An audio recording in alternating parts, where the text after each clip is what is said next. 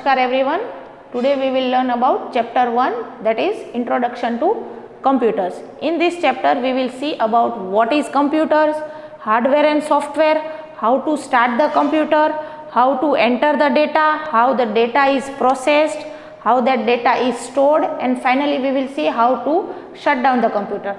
But today we will only cover 3 topics, that is what is computer, what is hardware and software, and how to start the computer. Else 3 topics we will see in next lecture. So first of all, what is computer? As you all know, computer is a machine made up of parts that helps us to enter data, that data is processed, and the store data helps us to give the output.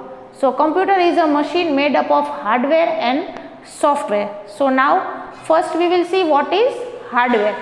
Hardware is the parts of a computer that we can touch. Parts means which parts? Say for example keyboard, monitor, mouse, CPU, these all are known as hardware.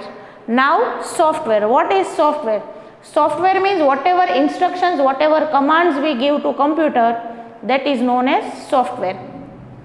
Most popular software are MS Office, KTurtle, etc. Now we will see how to start the computer.